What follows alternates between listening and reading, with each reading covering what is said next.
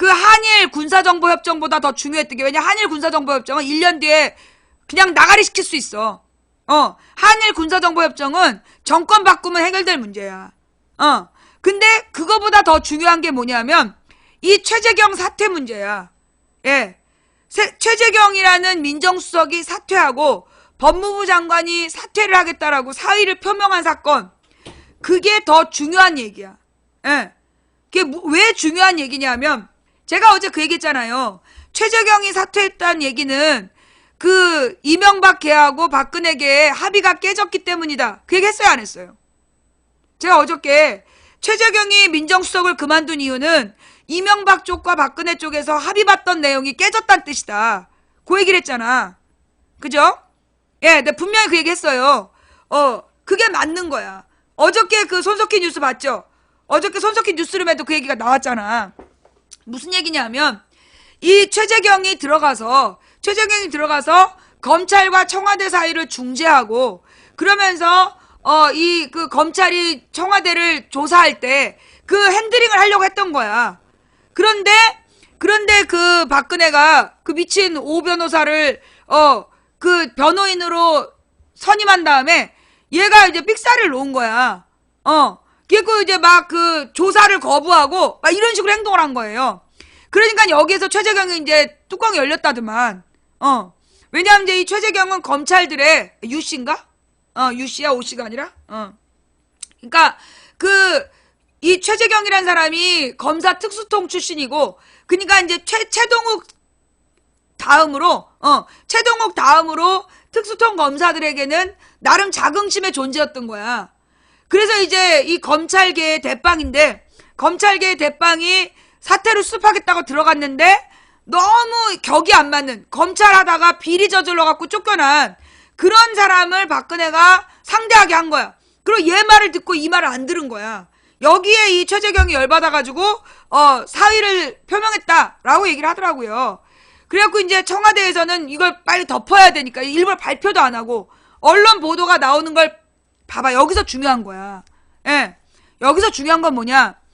그 월요일 날 이미 법무부 장관하고 민정수석이 사의를 표명했다는 거야. 근데 화요일인가 수요일에 뉴스에 나올 때까지, 언론에 나올 때까지 청와대에서 공표하지 않았어. 이게 중요한 거야. 이게 무슨 얘기냐? 이게 중요한 거야. 왜 중요할까? 이게 바로 우리가 맨 처음부터 얘기했던 바로 그 구도. 이게 박근혜계와 이명박의 재벌 언론과의 싸움이다. 그리고 이 최재경하고 법무부 장관이 사의를 표명했다는 게 언론을 통해서 알려졌다는 얘기는 뭐야? 결국 이명박 언론 쪽에서 알려졌다는 얘기지. 박근혜 측에서는 그 사실을 숨기고 사표를 반려하면서 잡으려고 공작을 피고 있었던 거고, 근데 최재경하고 법무부 장관이 언론에 흘렸겠지. 그러니까 알지 않았겠어? 예. 그러니까 이거는 우리가 맨 처음에 지금 이게 다 연관된 문제야. 법무부 장관하고 최재경이 사임을 표명하고 김무성이 대선 불출마 선언을 하면서 뜬금없이 친문 친박 빼고 다 모여라 얘기한 거. 그리고 그 모든 일은 왜 벌어졌냐? 이명박이 나와가지고 언론에다가 박근혜를 탄핵시켜라라고 얘기했잖아. 그래서 탄핵 시계가 다시 돌아가는 거야. 그러니까 최재경이 들어가면서 합의를 봤는데 친이 친박이 이렇게 가자. 근데 박근혜가 유머시기를 변호사로 세우면서 그 합의를 깬 거야.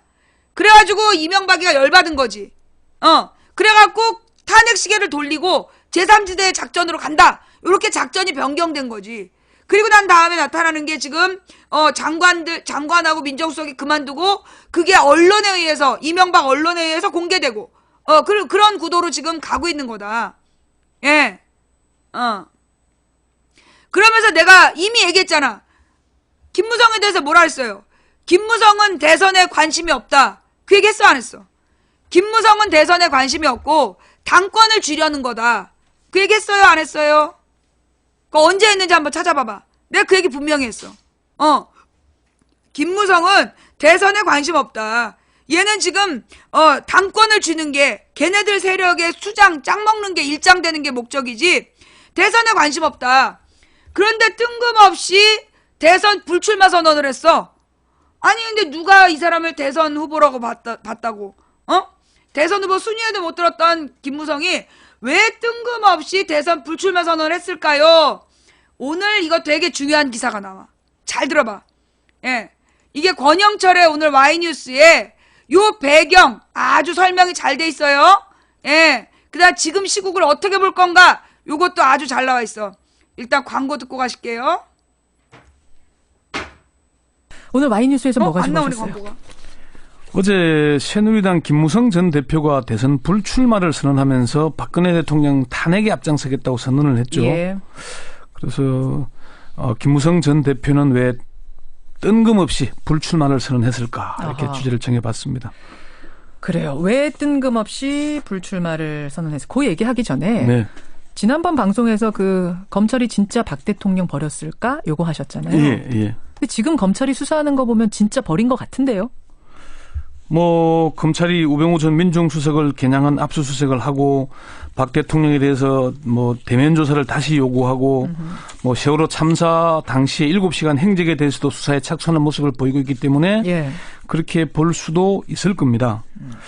지난 21일 방송 내용을 다시 말씀드리면은 예. 검찰의 수사 태도는 지난 4년여에 비해서 엄청나게 변한 건 틀림없다. 그건 틀림없다. 현직 대통령을 범죄 피의자로 규정한 건 정말 대단한 일이다. 예. 그동안은 의혹을 덮는 데만 급급해왔지만 이번에는 언론에서 제기한 의혹들에 대해서 감추거나 덮지 않고 있다. 그건 분명히 말씀하셨어요. 요구했어요. 그리고 다만 전현직 검찰 고위 관계자들의 말을 토대로 뇌물수수나 제3자 뇌물죄가 아닌 직권남용이나 강요죄로는 처벌 수위도 낮고 예. 또 법정에서 무죄를 다투게 될 것이다. 음흠. 또 뇌물죄가 아니면은 대기업들은 피해자가 되니까 처벌이 불가능해진다는 것이었죠. 예.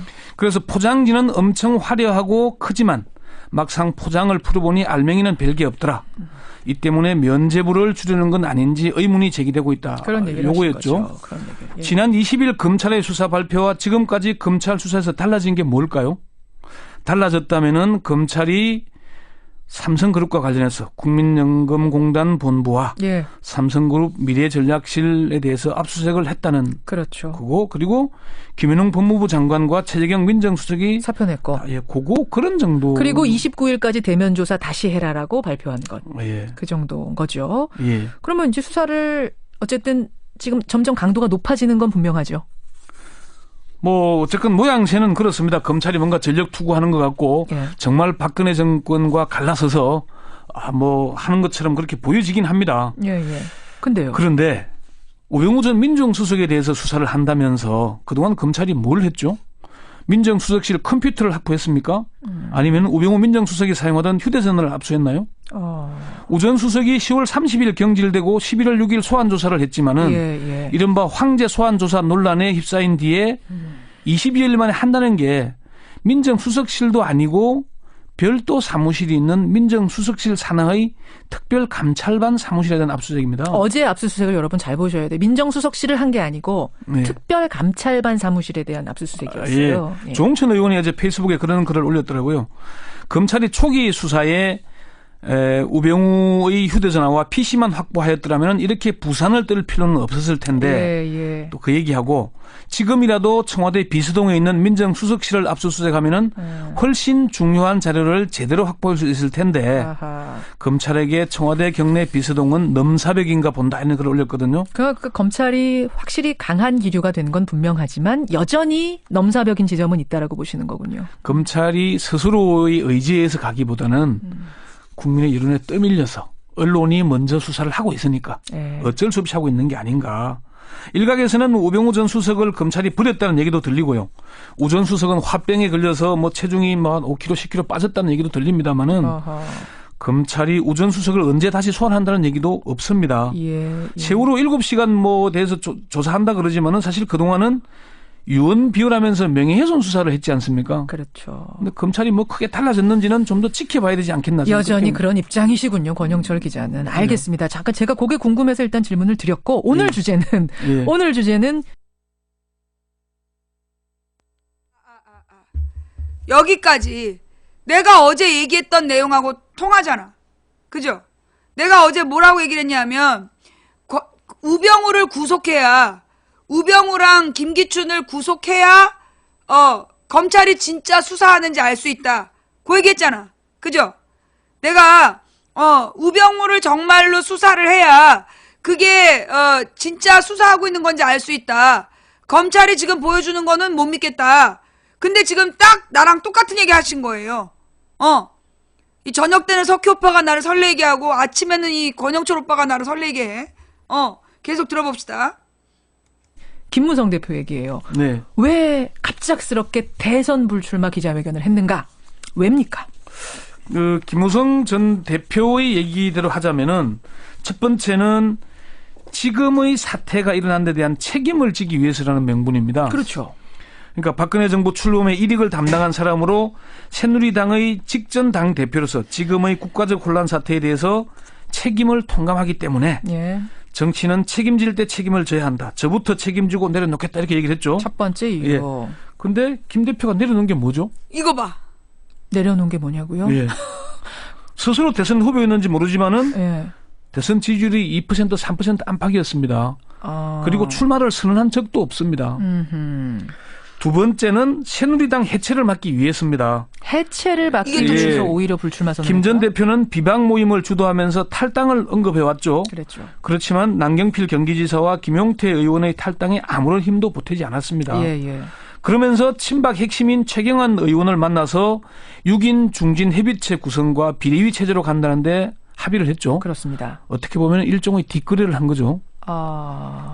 어제 하태경 의원이 그 세게 반발하면서 막 큰 소란이 있었거든요.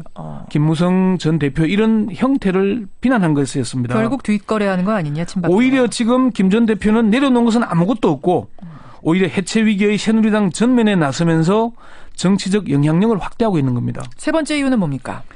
박 대통령의 탄핵을 위해서라는 명분을 내세웠습니다. 그랬죠.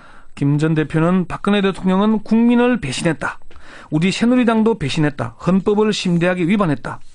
헌법을 위반한 대통령은 탄핵을 받아야 한다. 그러면서 새누리당에서 탄핵 발의를 앞장서기로 했다. 이렇게 얘기했거든요. 어제 그랬어요. 예. 제가 지난번에 탄핵의 덫에 대해서 방송하면서 면피의 덫을 언급했죠. 그러셨습니다. 근데 지금 새누리당과 박근혜 대통령에 대해서 국민들이 분노하는 것은 헌정유린 헌정 파괴의 몸통이라는 것 때문 아닙니까? 예. 그런데 박근혜 대통령의 탄핵을 계기로 새누리당과 박근혜 대통령이 달랐던 것처럼 지금 포장하려 하지 않습니까? 면피하려는 것 아니냐, 이런 의심. 그렇죠. 김무성 전 대표가 대선 불출마 선언한 이유들 지금 세 가지 살펴봤는데 또 다른 이유 있습니까? 자, 그럼 요게 이제 김무성 대표가 내세운 명분에 대한 설명을 한 거고요. 세 가지가요? 예. 김 전 대표가 불출마를 선언하면서 탄핵에 앞장서겠다고 한 것은 사실은 개헌의 방점이 있습니다. 개헌이요? 예. 김 전 대표는 이번 최순실 국정농단 사태를 끝으로 다시는 국민들에게 이런 괴로움을 끼치지 말아야 한다. 그 문제의 해결은 개헌이라고 생각한다. 개헌도 동시에 추진하려 한다고 그 얘기했어요. 했죠. 예. 김 전 대표가 추구하는 개헌은 내각제를 기반으로 하는 이원 집정부제입니다. 아하. 그러니까 김 전 대표는 개헌을 통해서 당권을 장악해 내각 수반을 하겠다는 의도가 아닌가 이렇게 풀이가 되고 있거든요. 그렇군요. 김 전 대표의 불출마 선언의 행간을 읽어야 되는데 예. 저는 오늘 제 정치 인생의 마지막 꿈이었던 대선 출마의 꿈을 접고 산다는 것이었거든요. 그러니까 이게 정계 은퇴 선언이 아니에요. 대선 출마를 하지 않겠다는 대선 것이 출마를 포기한 정계 은퇴도 아니고 내각 수반을 하지 않겠다는 것도 아닙니다. 아니죠. 김 전 대표가 한때는 여당의 유력 대선 주자였지만 지금은 대선에 나설 가능성이 거의 희박하죠. 네, 그렇지만 탄핵을 주도하면서 당권을 잡고 그걸 기반으로 개헌을 주도해서 성사될 경우에 내각 수반이 되는 게 꿈꾸는 것 아닌가. 그렇게 보는 겁니다. 김 전 대표가 불출마를 선언하면서 이 얘기를 했죠. 백척 간두 진일보 십방세계 현 전신이라는 옛날 글귀를 인용했지 않습니까? 예. 까마득한 절벽 끝에 서서 한 걸음 내디디면 새로운 세계가 열린다. 이게 오히려 대선 불출마를 선언하면서 새로운 지평을 열고자 하는 게 아닌가. 아하. 그렇게 봐야지 않는다는 거죠. 역시 날카로운 지적. 권영철 선임 기자 수고하셨습니다. 네. 결국 맨 처음에 내가 그 10월 말에 했던 그 얘기대로 지금 쭉 가고 있는 거야. 그죠?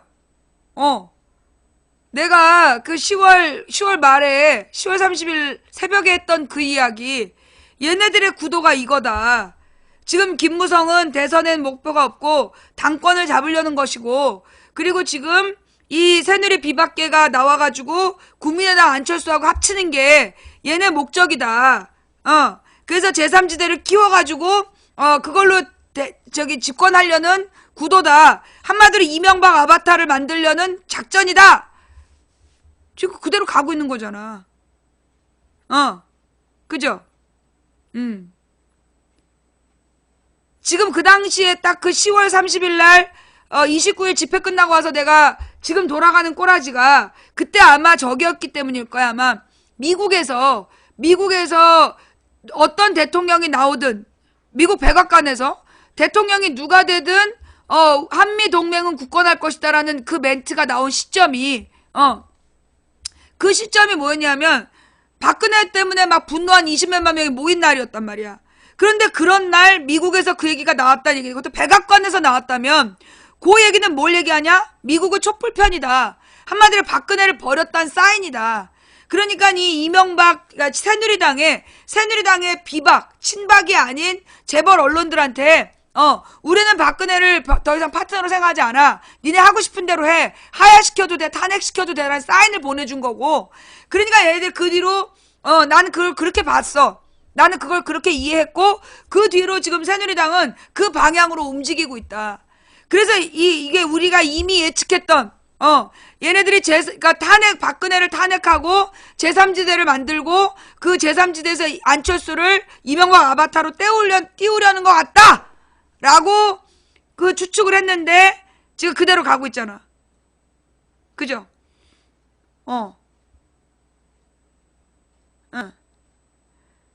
내가 그 10월 29일에서 30일 사이에 박근혜 탄핵은 이명박의 설계다!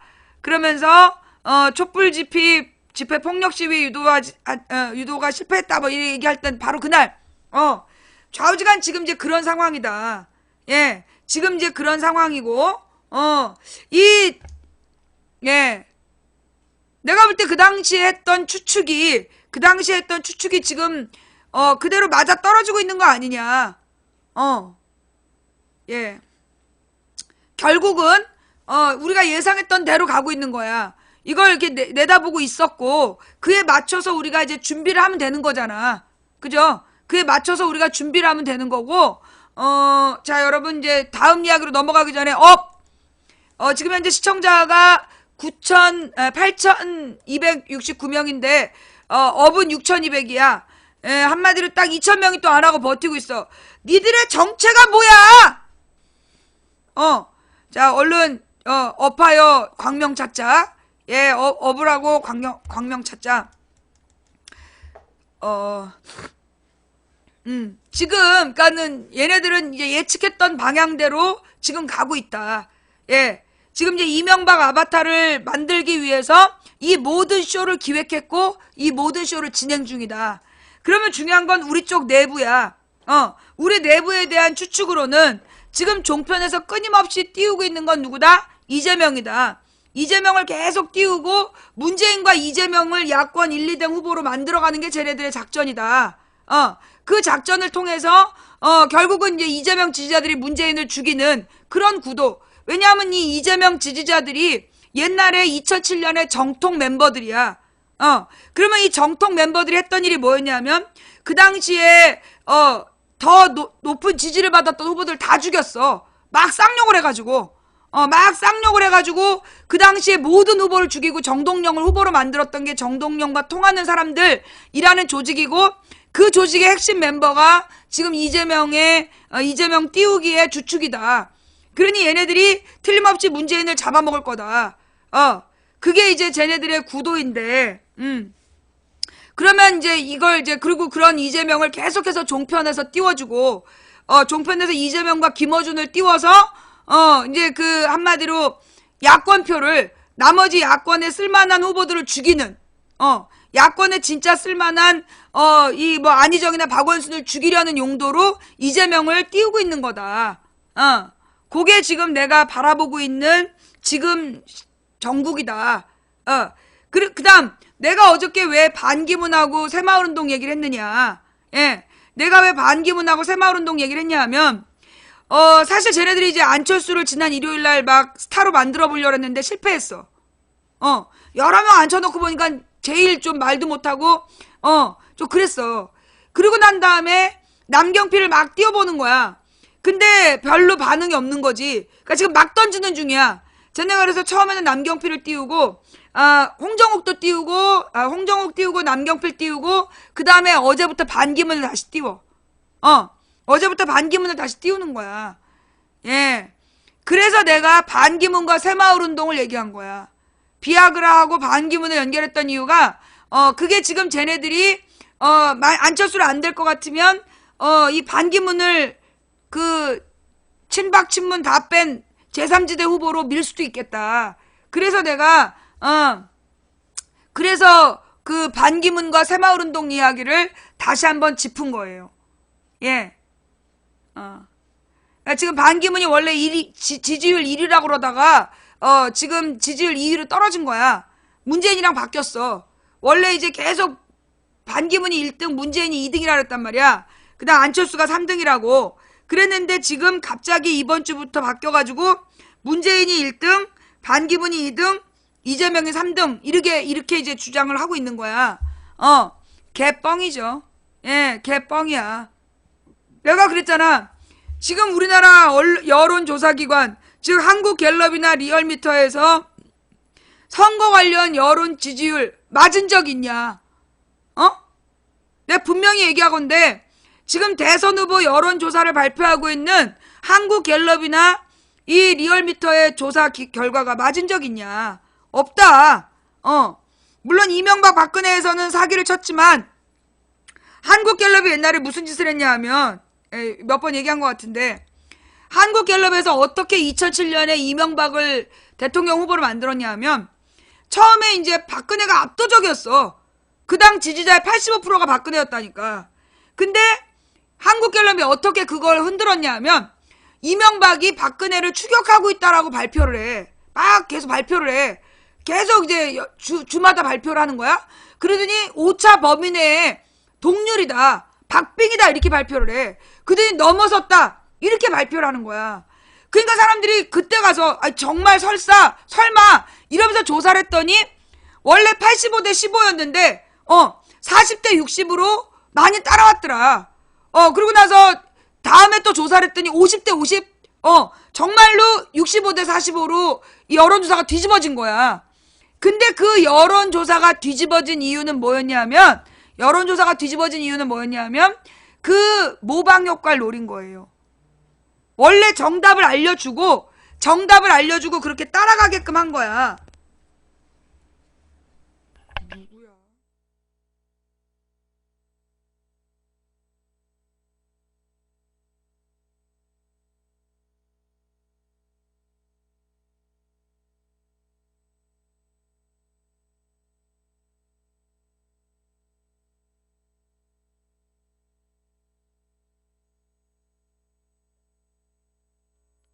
네네.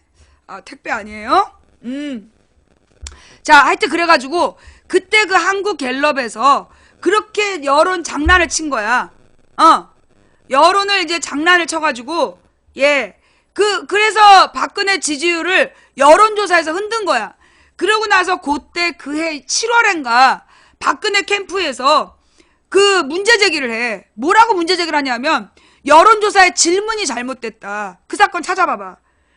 그때 2007년에 박근혜 캠프에서 이 이명박 지금 당의 여론조사가 잘못됐다. 왜 잘못됐냐면 질문이 잘못됐다는 거야. 뭐냐면 당신이 내일 선거를 한다면 누구를 한나라당 후보로 찍겠느냐라고 물어봐야 되는데 누가 한나라당의 대선 후보가 될 것 같냐라고 묻고 있다. 이거는 정확하게 엄밀하게 따지면 대선 지지율이 아니다. 그러면서 막 박근혜 쪽 캠프에서 난동을 피운 적이 있어. 이거 실화예요. 뭐냐 하면 지금 대선 후보에 대한 여론조사 지지율을 그렇게 뽑아낸다는 거야. 여론조사 지지율, 대선 후보에 대한 지지율이 그렇게 뽑아낸다는 거야. 지금 리얼미터에서 발표한 문재인 1등, 반기문 2등, 이재명 3등, 그 여론조사가 몇 명한테 물어본 거냐면 500몇 명한테 물어본 거야. 500몇 명인가? 1000몇 명인가? 우리 망치부인 방송에서 한번 조사해봐? 8,000명한테 한번 물어봐? 결국은 이게 여론조사라는 이름의 조작인 거예요. 그러니까 이게 내가 여러 번 얘기했잖아. 일부러 그런 여론조사 결과를 발표해가지고, 일부러 그런 여론조사 결과를 발표해가지고 뭘 노리냐? 선입견을 심어주는 거야. 선입견을 심어주는 거예요. 안 해요. 왜 안 하느냐? 그렇게 여론조사를 하면 이게 답이 되는 거야. 그거는 자 여러분 잠깐만요. 지금 하자 이러시는데요. 내가 여기서 여론조사를 하잖아. 그러면 이게 뭐가 돼? 하나의 선입견이 될 수 있어. 하나의 선입견이 될 수 있는 거야. 그래서 하면 안 되는 거야. 왜냐? 이게 새누리당, CBS에서 2011년에 안철수 대선 후보 만든 방법이잖아. 750명한테 물어봐가지고 박근혜하고 안철수를 딱 놓고 물어봐. 그 다음에 둘 중에 누구를 대선 후보로 지지하느냐. 그 당시에 누구든 박근혜하고 갖다 붙이면 이기는 거였어. 근데 안철수가 박원순한테 양보한 날, 그래서 제일 호감도가 높은 날 조사했다. 이거는요, 분명하게 잘못된 아주 비겁한 여론조사야. 전혀 객관적이지 않고 뭘 노린 국민들이 그 분위기에 휩쓸려서 어떤 정답을 유도하려는 그런 악의적인 목적이었어. 그래서 그때 750명한테 물어봐가지고 박근혜를 처음으로 이긴 대선 후보다 다음날 대대적으로 보도했잖아. 그렇게 안철수가 대선 후보가 됐어. 지금 우리 망치부인 방송에서 대선 후보 지지율 조사하겠다. 그러면 이걸로 이 여론조사라는 건요, 설계를 해야 돼요. 여론조사 자체에 대한 질문 설계를 해서 각 후보들에게 질문지를 다 돌리고 그 어떻게 너를 표현해 주길 바라니 그걸 물어보고 그래서 가장 자기를 잘 표현한 말들을 가지고 여론조사를 해야 되는 거야. 그런데 지금 이 여론조사 기관들에서 의도를 가지고 여론조사를 하고 있다는 거죠. 그러니까 그 답을 유도하는 거야. 어떤 식이냐? 2014년이지. 2014년까지 존재하지도 않았던 안철수 신당을 정당 지지율로 물어봤다니까. 안철수 신당이라고. 안철수 이름을 넣어서. 아니 정당 지지율을 조사하는데 안철수가 만든 어떤 당이 있는 것도 아니야. 근데 안철수 신당이 만들어진다면 지지하겠냐? 그러니까 그때 질문이 뭐였냐면 기존의 정치권에 대한 국민들의 실망감이 많다. 그게 1번 문제야. 그래서 새로운 정치를 바라느냐를 1번으로 물어본 다음에 안철수가 새로운 정치를 하겠다고 신당을 만들면 지지할 의사가 있느냐? 이렇게 물어봤다니까? 그게 안철수 신당 지지율로 발표가 됐어. 얼마나 그게 비겁한 거냐고. 안 그래요? 그래가지고 결국 어느 정당 지지율을 유도한 거야. 그게 지금 여론조사 기관들이 하는 짓인데 내가 여기서 여론조사를 하겠다. 그 질문이 잘못됐다면 우리 국민들은 오늘 우리 방에서 조사한 내용을 우리 시청자들이 밀고 나간다라면 그 또한 부정선거야. 그 또한 선거에 영향을 미치려는 악의적인 의도가 되는 거예요. 내가 얘네들의 작전을 역이용했던 게 그래서 문재인 그 뒤로 박근혜하고 그 문재인을 하면 항상 박근혜가 이기고 박근혜하고 안철수를 하면 항상 안철수가 이기는 거야. 매번 그렇게 여론조사 발표를 하더라고. 그래서 내가 그랬지. 왜 매번 그따위로만 하냐? 안철수하고 문재인하고 둘 중에 누가 야권 단일 후보로 적당하냐라고 물어봐라. 그래가지고 그때 문재인 쪽에서 여론조사를 해버린 거야. 그랬지만 당연히 문재인이 나오지. 그리고 나서 그 여론조사가 뒤집어지지 않았어. 그런 것처럼 이게 여론조사 결과라는 게 먼저 어떤 여론조사 결과가 발표가 되면 그게 일종의 정답이 되는 거야. 사람들은 그대로 세뇌가 돼서 그거 그대로 찍어. 그건 아주 비겁한 방법이야. 나는요, 지금 우리나라 언론사에서 대선 지지율에 대한 여론조사 발표를 난 중단해야 된다고 봐. 나는 지금 대선 후보에 대한 여론조사 결과 발표를 중단해야 된다고 봐. 왜냐? 여러분 지난 총선 때 봐봐. 우리나라 그 유명한 여론조사 기관들 한국갤럽이나 리얼미터에서 뭐라 그랬냐고. 더민주가 80석도 차지하지 못한다. 새누리당이 190에서 230 간다. 그런 개지랄을 했던 여론조사 기관이 지금 발표하고 있는 대선 여론조사가 정확하겠냐고. 나는 정확하지 않다고 봐.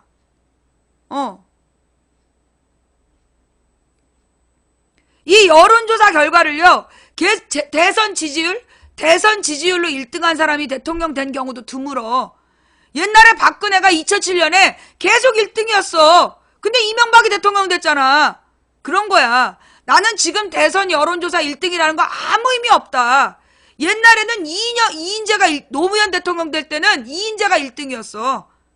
노무현 대통령이 대통령 될 때는 이인재가 압도적인 1등이었다니까? 그러다가 노무현 대통령이 야권 국민경선 후보가 되니까 갑자기 정몽준이 1등이라고 바뀌더라고. 그래서 언론에서 나오는 대선 여론조사 1등은 다 개소리야. 그리고 옛날에 정주영 때도 정주영이 여론조사 1등이었지. 정주영이 여론조사 1등이었어.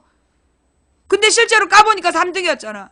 그래서 지금 이 여론조사라는 이름으로 여론을 조작하는 거야. 예. 거기에 넘어가면 안 돼. 예. 지금 우리 방 시청자들 대상으로 조사하면요, 이재명이 3등 할 수가 없어요. 예. 그 또한 이건 우리 방송을 듣는 사람들의 여론인 거야. 근데 이게 마치 국민 여론인 것처럼 얘기하면 안 되잖아. 그죠? 예. 그래서 우리가 여론조사에 대해서는 신중해야 되는 거야. 그리고 나는 우리 국민들더러 그 여론조사 믿지 말라고 얘기하고 싶어. 왜냐? 실제로 우리는 증거가 있잖아요. 2010년 오세훈이 한명숙한테 17%에서 22% 앞선다. 그거 리얼미터는 그때 32% 앞선다 그랬어. 그때 기록 찾아봐. 오세훈 한명숙 리얼미터 이렇게 검색해보면 32% 앞선다 그랬다니까. 1%도 차이 안 났어요. 내가 그 당시 박빙이라고 얘기했잖아. 지난 총선 때도 뭐 한국갤럽이나 리얼미터나 모든 여론조사 기관에서 뭐라 그랬어. 새누리당이 180에서 190에서 230 간다. 더민주는 80석도 못한다. 80석 정도 한다. 심지어 손석희 뉴스에서도 그렇게 나왔다니까. 기억 안 나? 근데 내가 그때 뭐라 그랬어. 아니다. 더민주 120에서 130은 나온다. 딱 맞았잖아. 123석. 더민주가 일당 될 수도 있다. 그것도 맞았잖아. 그리고 여소야대 된다. 맞았잖아. 그죠? 그 다음에 이번에도 오세훈 정세균 여론조사에서 오세훈이 그때도 24% 앞선다 그랬던가? 오세훈이 정세균보다 여론조사 24% 앞선다고 발표가 나온 거야. 그래갖고 내가 거짓말하지 마라 이 새끼들아. 너네 2010년 서울시장 선거 때도 거짓말했잖아 이 새끼들아. 막 이러면서 내가 정세균 캠프에서 요 내용을 고소하라고 내가 막 그랬잖아요. 그래가지고 그 다음부터 걔네들이 쫄아가지고 그 발표를 못했어. 그 다음 내가 트럼프에 대해서도요. 여러분 내가 작년부터 발표한 거 잘 들어봐. 힐러리가 대통령 될 수 없다. 그 다음에 트럼프보다 힐러리가 압도적 지지를 받을 때 아니다. 트럼프 지지율이 그렇게 낮지 않다. 이거 트럼프 지지율이 낮지 않다라고 내가 계속 얘기했어. 그 다음에 맨 마지막에 힐러리가 근소한 차이로 이기지만 대통령을 못한다. 라고 얘기했지. 그게 왜 그랬냐? 실제로 트럼프를 지지하는 사람들의 속성, 이거는 이 시대의 흐름인 거야. 브렉시트랑 똑같고, 그 다음에 또 하나 있었는데 브렉시트랑 비슷한 투표. 예. 브렉시트랑 비슷한 투표가 또 하나 있었어. 하여간 이게 뭐냐 하면요. 지금 오늘 힐러리가 200만 표를 앞섰다. 그런 얘기가 나오잖아. 그죠? 힐러리가 200만 표를 앞선다. 아니야. 그렉시트하고 또 달라. 그렉시트랑 브렉시트는 전혀 달라. 그렉시트하고 브렉시트도 목적이 달라. 방향도 다르고. 그렉시트는 뭐냐 하면, 그리스가 너무 가난한 나라야. 그러니까 이제 유럽이 어떻게 되어 있냐면, 유럽의 모습이 이제 여기가 노르웨이랑 뭐 스웨덴, 핀란드가 있는 북유럽이야. 그 옆에 이제 영국이 있어. 영국 밑에가 프랑스가 있고, 프랑스 옆에 독일이 있는 거야. 프랑스하고 독일 밑으로 내려가면 오스트리아가 있고 스위스가 있는 거예요. 그러면 이제 이게 이제 유럽이고, 그 다음에 요 프랑스의 이쪽 옆에 스페인이 있어. 그래서 스페인, 이탈리아, 그리스, 그 다음에 그리스 옆에 터키, 요게 지중해 북부야. 근데 여기에서 공통점이 뭐냐면 스페인하고 이탈리아하고 그리스가 다 반도 국가야. 근데 이 나라들이 소위 경제적으로 그 서유럽이 어디냐면 영국과 프랑스, 독일을 서유럽이라래. 그 다음에 그 위에 북유럽, 노르웨이, 그 다음에 스웨덴, 핀란드를 북유럽이라고 부르고, 그리고 이제 동유럽이 뭐 체코, 슬로바키아 뭐 이런 나라들이 동유럽이야. 그리고 그 옆에 이제 러시아가 있고. 근데 이 유럽 중에서 그 스페인하고 이탈리아하고 그리스가 성향이 비슷해. 우리처럼 반도 기질이 있어서 사람들이 불끈불끈하고 화를 잘 내고, 그러면서도 또 자기네들끼리 있을 때 많이 이렇게 분열이 되어 있어. 막 분열이 되어 있고, 그리스 같은 경우에는 산악지대이기 때문에, 여러분 그 맘마미아라는 영화를 한번 보면 잘 나와요. 산악지대이기 때문에 거긴 옛날부터 산봉우리별로 폴리스라는 작은 나라들의 연합국가였어. 그 다음에 그리스는 지중해에서 아주 그 로마의 그 풍요로움을 누리면서 부족함이 없어서 얘네가 통일의 필요성을 못 느껴서 1800년대 후반에 가서야 이탈리아가 통일국가가 돼. 독일도 마찬가지로 프로이센이나 오스트리아가 각자 잘 살았기 때문에 뭐 그렇게 독일이 통일할 필요가 못 느꼈어. 근데 영국하고 프랑스는 상대적으로 이 영국하고 프랑스가 경쟁하면서 빨리 독립국가를 만든 거야. 통일국가를. 그래서 이 나라들이 스페인, 그 다음에 영국, 프랑스 얘네들은 붙어 있으면서 일찍이 독립국가를 만들고 중앙집권국가를 만들어서 얘네가 세계 정복으로 나가게 되는 거야. 그런 이제 시대적인 특성이 있단 말이지. 근데 스페인이 되게 오랫동안 독재 정치에 시달렸어. 그 다음에 이탈리아는 이 북부 지역은 굉장히 밀라노라든가 베니스라든가 이런 데는 발달된 국가였고, 르노나 이런 데. 근데 그 밑에 르노는 프랑스인가? 하여튼 이탈리아의 북부는 밀라노하고 베니스를 중심으로 해서 잘 사는 도시들이야. 그리고 막 그 페라리 같은 자동차 공업이 발달되어 있고, 토스카나 지방, 그리고 이제 중부 지역의 시에나라든가,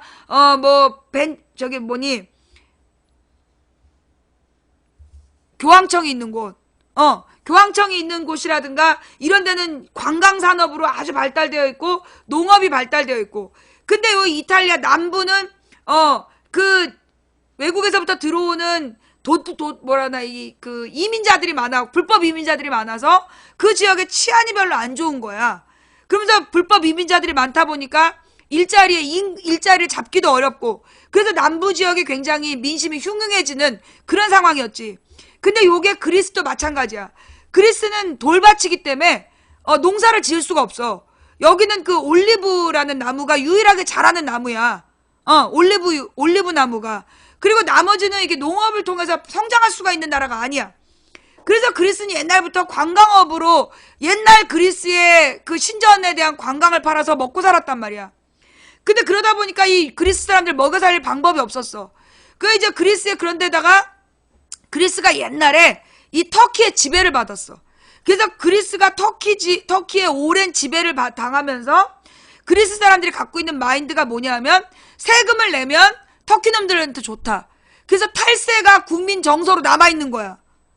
그런 상태에서 이 그리스의 정권을 잡은 놈들마다 뭘 했냐면 정권을 잡은 사람들이 계속해서 일자리가 없으니까, 관광업 말고 일자리가 없으니까 관련해서 공기업을 계속 만든 거야.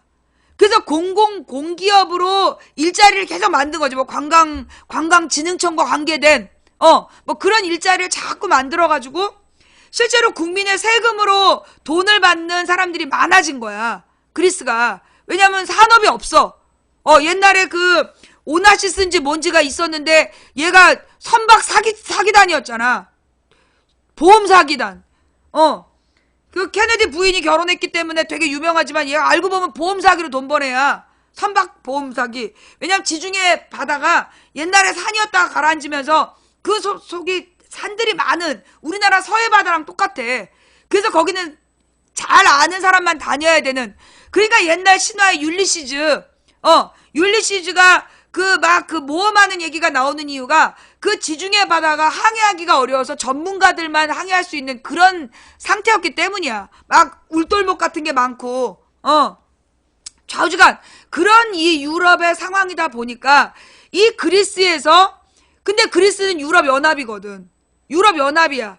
그래서 유럽연합에서 유로화를 쓰고 그 유럽연합에 맞춰서 살았는데 문제는 뭐냐면 그리스의 물가가 유로화를 기준으로 살다 보니까 그 독일이나 프랑스는 잘 살아. 독일이나 프랑스는 잘 사는데 그리스는 못 산단 말이야. 근데 똑같이 유로화를 쓰면서 물가가 폭등을 한 거야.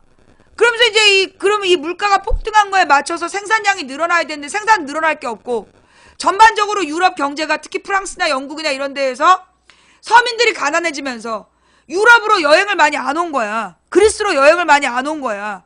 그러다 보니까 그리스의 여행 수입도 많이 늘지 않고 그러면서 그리스의 경제 위기가 점점 심해졌는데 좌우지간 이 유럽에다가 얹혀서 살다 보니까 이 유럽에서 탈출하자. 그래서 그리스가 유럽에서 탈퇴해야 된다. 그런 주장이 나온 거야. 그건 솔직히 얘기해서 선진국이 그리스 사람들대로 나가라고 그런 거지. 왜냐하면 이 유럽연합은 그리스처럼 못 사는 나라를 먹여 살려야 되는 거야. 근데 유럽이 그리스를 자꾸 먹여 살려야 되니까 이제 그리스 사람들에게 이제 막 그리스 사람들의 마음을 막 동요시켜가지고 차라리 유럽을 탈퇴하자. 너네 물가가 너무 비싸서 EU 체제 안에서 먹고 살 수가 없다. 그러니까 나가야 된다. 이러면서 그렉시트라는 것을 여론으로 만들어낸 거야. 유럽의 부자들이. 그런데 그 유럽의 그 혜성같이 나타난 젊은 남자애가 아니다. 우리 나가면 망한다. 그러니까 남아야 된다. 이런 거예요. 그래서 그렉시트에 반대하는 유럽의 언론이 만든 거에 반대하는 그 투표가 된 거야. 그리고 브렉시트는 도리어 영국이 유럽연합을 탈퇴해야 된다라는 똑같은 논리를 만들었는데 그건 영국의 부자들이 자기네들이 세금을 유럽연합에 내는 게 아까워서 그래서 영국이 탈퇴해야 된다는 주장을 했고 순진한 영국의 서민들이 속아가지고 탈퇴를 해버린 거야. 근데 나중에 알고 보니까 그리스는 남았고 유럽은 나간 거야. 그래서 정반대예요. 예. 그게 정반대야.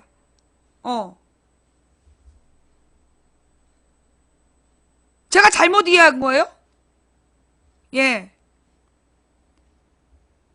그러니까 그리스 사람들을 독일과 앙숙이라고 막 해가지고 탈퇴하라고 막 꼬신 거야. 그 이유가 그리스를 유럽연합이라는 게 뭐냐면 부자 나라에서 돈을 내서 가난한 나라를 먹여 살려야 돼. 그래서 그 그리스의 가난한 사람들을 유럽연합에 지고 가야 되는 거야. 그러니까 지고 가는 그게 아까워서 그 가난한 그리스는 쫓아내려고. 근데 그걸 막 민족 감정을 부추겨가지고 나가라고 부추긴 거야. 근데 그리스는 그 젊은 똘똘한 남자가 나타나가지고 전세를 뒤집어 버린 거고 영국은 진짜 이 소위 전 세계에서 가장 부자가 영국이 있잖아. 전 세계에서 우리가 이제 빌 게이츠, 워렌 버핏을 제일 부자라고 알고 있잖아요. 그런 사람들을 제외하면 소위 그 금융 자본의 제일 부자는 영국에 다 있는 거야. 그리고 이 금융 자본의 핵심이 이제 영국 애들인데 얘네들이 유럽연합에다 지네들이 내는 세금이 아까운 거지. 1%가. 세계 1%가 영국의 부자야. 그 영국의 세계 1%가 그 유럽연합에 내는 세금이 아까워서 자기 민족을 속인 거야. 그러면 영국의 서민들은요, 실제로 유럽연합으로부터 지원금을 받은 거야. 그래서 지원금을 받아 먹고 살았는데 그 지원금이 끊기게 된 거야. 그걸 모르고 이 영국 서민들이 브렉시트에 찬성을 했다가 그 다음날 알고 보니까 브렉시트를 주장한 새끼들이 거짓말했구나. 그래서 지금 브렉시트를 돌리기 위한 운동이 벌어진 거야.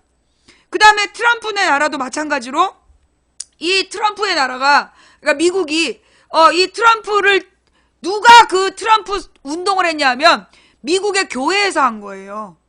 미국의 교회들. 그래서 미국의 미국 교회 중에 가장 유명한 전도사가 있대.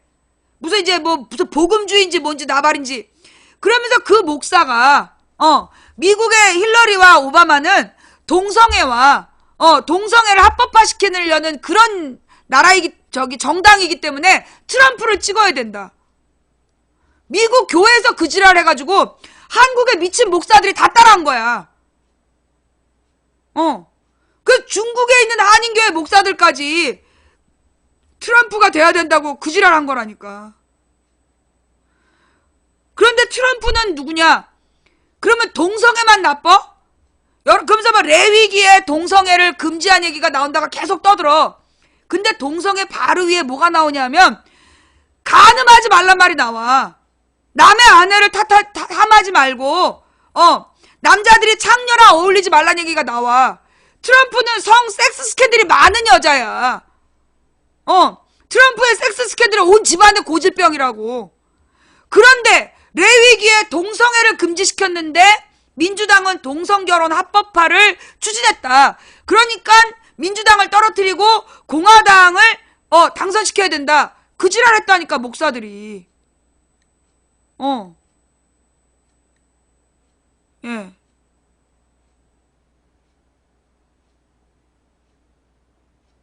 뭐라고? 남자? 무슨 얘기지? 트럼프가 잠깐만. 아니에요. 트럼프 여성 편력이야. 트럼프가 남자랑 섹스 스캔들이야? 아니야. 여성 편력이야. 예. 트럼프는 여성 편력이야. 여자야, 여자. 트럼프가 여자 문제가 복잡한 사람이었다니까. 그러니까는 그 레위기에, 그 다음에 어디에도 나오냐. 예수님도 그 얘기를 해요. 간음하지 말란 얘기. 간통하지 말고, 그 성생활 문란하게 하지 마라. 부부는 부부끼리만 행복해라라고 얘기했다니까. 모세도 예수님도. 근데 이것들이 계속 동성애만 강조하는 거야. 누가? 미국의 목사가 제일 유명한 목사래. 그 인간이 민주당이 동성결혼을 합법화시켰기 때문에 떨어뜨려야 된다고. 그러면서 트럼프를 지지한 거야. 근데 이 트럼프는 누구냐? 인종차별주의자예요. 예.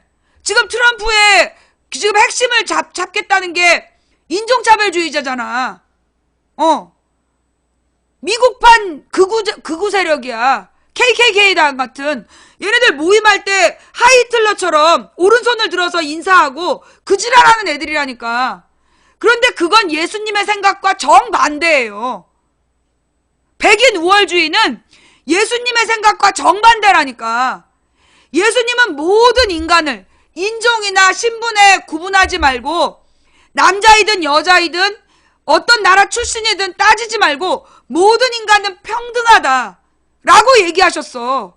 그런데 어떻게 교회 목사가 돼가지고 민주당은 동성애를 합법화하니까 민주당을 떨어뜨리고 트럼프를 찍어야 된다.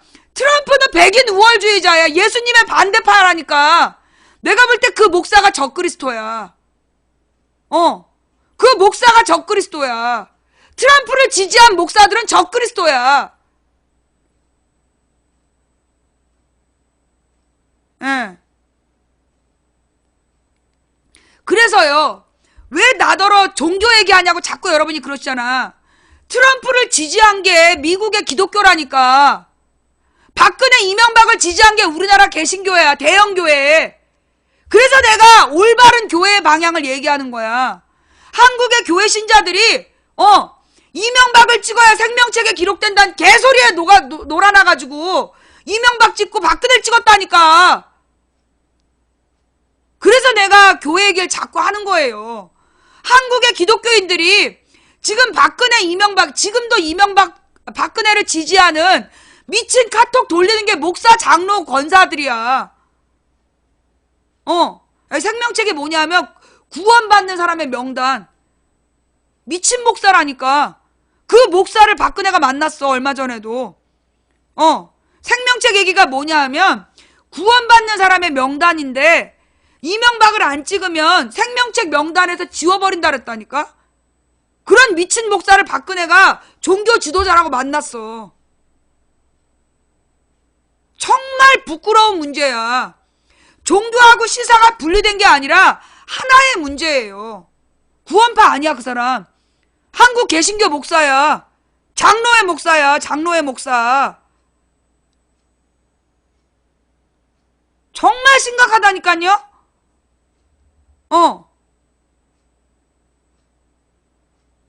이단 아니야. 한국의 큰 교회 목사야. 대형 교회 목사야. 대형 장로교회 목사야.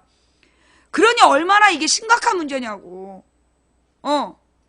이게 하나님께서는요, 그 성경책에 동성애 하지 말라는 말보다 더 많은 게 우상 숭배하지 말란 말이야. 1000번쯤 나와.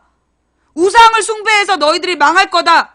그 얘기가 1000번쯤 나온다니까, 성경에. 다 셀 수 없이 엄청 많이 나와. 더 많이 나오는 게 우상 숭배 금지하는 거야. 그런데 박근혜가 우상 숭배한 거 아니야, 지금. 최순실이랑. 근데 한국의 대형교회가 침묵하잖아. 박원순이 동성애를 찬성한다 그러면서 이웃에 대해 거짓 증언하면서 박근혜 우상숭배에 침묵하잖아. 그 검찰이 확실히 강한 기류가 된 건 분명하지만 여전히 넘사벽인 지점은 있다라고 보시는 거군요. 검찰이 스스로의 의지에서 가기보다는 국민의 여론에 떠밀려서 언론이 먼저 수사를 하고 있으니까 어쩔 수 없이 하고 있는 게 아닌가. 일각에서는 우병우 전 수석을 검찰이 버렸다는 얘기도 들리고요. 우 전 수석은 화병에 걸려서 체중이 5kg, 10kg 빠졌다는 얘기도 들립니다만은 검찰이 우 전 수석을 언제 다시 소환한다는 얘기도 없습니다. 세월호 7시간 대해서 조사한다 그러지만은 사실 그동안은 유언 비어라면서 명예훼손 수사를 했지 않습니까? 그렇죠. 근데 검찰이 크게 달라졌는지는 좀 더 지켜봐야 되지 않겠나. 여전히 그런 입장이시군요, 권영철 기자는. 알겠습니다. 잠깐 제가 그게 궁금해서 일단 질문을 드렸고 오늘 주제는 여기까지 내가 어제 얘기했던 내용하고 통하잖아. 그죠? 내가 어제 뭐라고 얘기를 했냐면 우병우를 구속해야, 우병우랑 김기춘을 구속해야 검찰이 진짜 수사하는지 알 수 있다. 그 얘기했잖아. 그죠? 내가 우병우를 정말로 수사를 해야 그게 진짜 수사하고 있는 건지 알 수 있다. 검찰이 지금 보여주는 거는 못 믿겠다. 근데 지금 딱 나랑 똑같은 얘기 하신 거예요. 이 저녁 때는 석희 오빠가 나를 설레게 하고 아침에는 이 권영철 오빠가 나를 설레게 해. 계속 들어봅시다. 김무성 대표 얘기예요. 네. 왜 갑작스럽게 대선 불출마 기자회견을 했는가? 왜입니까? 김무성 전 대표의 얘기대로 하자면은 첫 번째는 지금의 사태가 일어난 데 대한 책임을 지기 위해서라는 명분입니다. 그렇죠.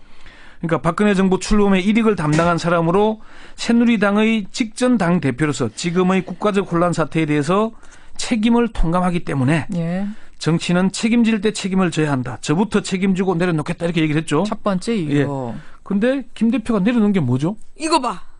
내려놓은 게 뭐냐고요? 스스로 대선 후보였는지 모르지만은 대선 지지율이 2% 3% 안팎이었습니다. 그리고 출마를 선언한 적도 없습니다. 두 번째는 새누리당 해체를 막기 위해서입니다. 해체를 막기 위해서 오히려 불출마 선언. 김 전 대표는 비방 모임을 주도하면서 탈당을 언급해왔죠. 그랬죠. 그렇지만 남경필 경기지사와 김용태 의원의 탈당에 아무런 힘도 보태지 않았습니다. 그러면서 친박 핵심인 최경환 의원을 만나서 6인 중진 협의체 구성과 비례위 체제로 간다는데 합의를 했죠. 그렇습니다. 어떻게 보면 일종의 뒷거래를 한 거죠. 어제 하태경 의원이 그 세게 반발하면서 막 큰 소란이 있었거든요.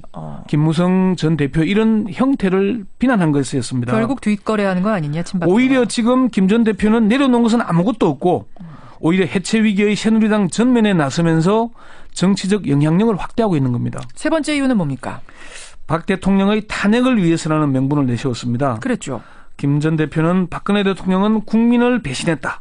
우리 새누리당도 배신했다. 헌법을 심대하게 위반했다. 헌법을 위반한 대통령은 탄핵을 받아야 한다. 그러면서 새누리당에서 탄핵 발의를 앞장서기로 했다. 이렇게 얘기했거든요. 어제 그랬어요. 제가 지난번에 탄핵의 덫에 대해서 방송하면서 면피의 덫을 언급했죠. 그러셨습니다. 근데 지금 새누리당과 박근혜 대통령에 대해서 국민들이 분노하는 것은 헌정유린 헌정 파괴의 몸통이라는 것 때문 아닙니까? 예, 예. 그런데 박근혜 대통령의 탄핵을 계기로 새누리당과 박근혜 대통령이 달랐던 것처럼 지금 포장을 하지 않습니까? 면피하려는 것 아니냐 이런 의심. 그렇죠. 김무성 전 대표가 대선 불출마 선언한 이유들 지금 세 가지 살펴봤는데 또 다른 이유 있습니까? 자, 그럼 요게 이제 김무성 대표가 내세운 명분에 대한 설명을 한 거고요. 세 가지가요? 예.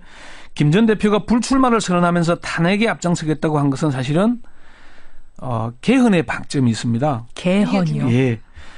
김 전 대표는 이번 최순실 국정농단 사태를 끝으로 다시는 국민들에게 이런 괴로움을 끼치지 말아야 한다. 그 문제의 해결은 개헌이라고 생각한다. 개헌도 동시에 추진하려 한다고 그 얘기를 얘기했어요. 했어요. 했죠. 예, 예. 김 전 대표가 추구하는 개헌은 내각제를 기반으로 하는 이원 집정부제입니다. 아하. 그러니까 김 전 대표는 개헌을 통해서 당권을 장악해 내각 수반을 하겠다는 의도가 아닌가 이렇게 풀이가 되고 있거든요. 그렇군요. 김 전 대표의 불출마 선언의 행간을 읽어야 되는데 예, 예. 저는 오늘 제 정치 인생의 마지막 꿈이었던 대선 출마의 꿈을 접고 산다는 것이었거든요. 그러니까 이게 정계 은퇴 선언이 아니에요. 대선 출마를 하지 않겠다는 대선 것이 출마를 포기한 정계 은퇴도 아니고 내각 수반을 하지 않겠다는 것도 아닙니다. 아니죠. 김 전 대표가 한때는 여당의 유력 대선 주자였지만 지금은 대선에 나설 가능성이 거의 희박하죠. 네, 그렇지만 탄핵을 주도하면서 당권을 잡고 그걸 기반으로 개헌을 주도해서 성사될 경우에 내각 수반이 되는 게 꿈꾸는 것 아닌가.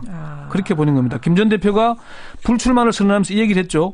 백척간두 진일보 십방세계 현 전신이라는 옛날 글귀를 인용했지 않습니까? 예. 까마득한 절벽 끝에 서서 한 걸음 내디디면 새로운 세계가 열린다. 이게 오히려 대선 불출마를 선언하면서 새로운 지평을 열고자 하는 게 아닌가. 아하. 그렇게 봐야지 않는다는 거죠.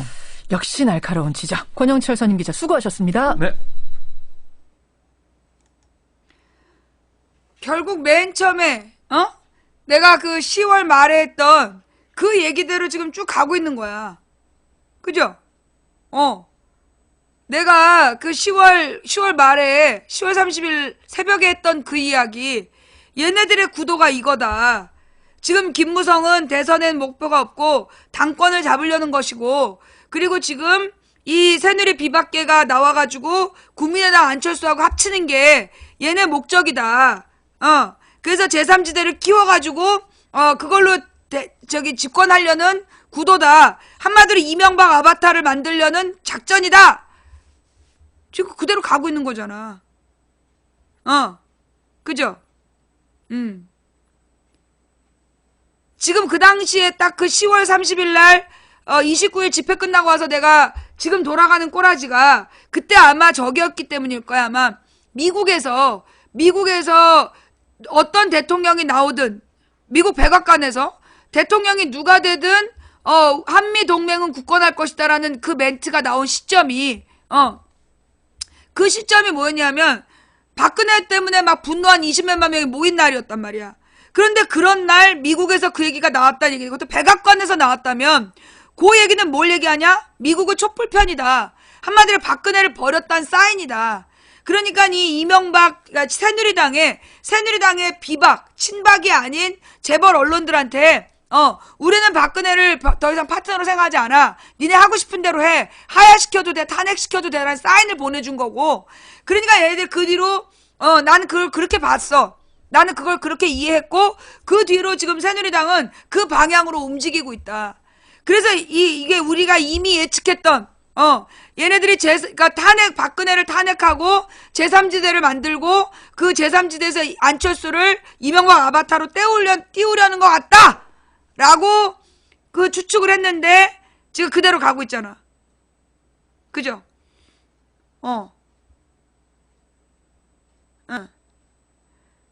내가 그 10월 29일에서 30일 사이에 박근혜 탄핵은 이명박의 설계다! 그러면서 촛불 집회 폭력 시위 유도가 실패했다 뭐 이렇게 얘기할 땐 바로 그날 좌우지간 지금 이제 그런 상황이다. 예, 지금 이제 그런 상황이고 내가 볼 때 그 당시에 했던 추측이 지금 그대로 맞아 떨어지고 있는 거 아니냐. 예. 결국은 우리가 예상했던 대로 가고 있는 거야. 이걸 이렇게 내다보고 있었고 그에 맞춰서 우리가 이제 준비를 하면 되는 거잖아. 그죠? 그에 맞춰서 우리가 준비를 하면 되는 거고 자 여러분 이제 다음 이야기로 넘어가기 전에 지금 현재 시청자가 8,269명인데 업은 6,200이야. 한마디로 딱 2,000명이 또 안 하고 버티고 있어. 니들의 정체가 뭐야? 자 얼른 업하여 광명 찾자. 업을 하고 광명되는 거야. 그런데 지금 이 여론조사 기관들에서 의도를 가지고 여론조사를 하고 있다는 거죠. 그러니까 그 답을 유도하는 거야. 어떤 식이냐? 2014년이지. 2014년까지 존재하지도 않았던 안철수 신당을 정당 지지율로 물어봤다니까. 안철수 신당이라고. 안철수 이름을 넣어서. 아니 정당 지지율을 조사하는데 안철수가 만든 어떤 당이 있는 것도 아니야. 근데 안철수 신당이 만들어진다면 지지하겠냐?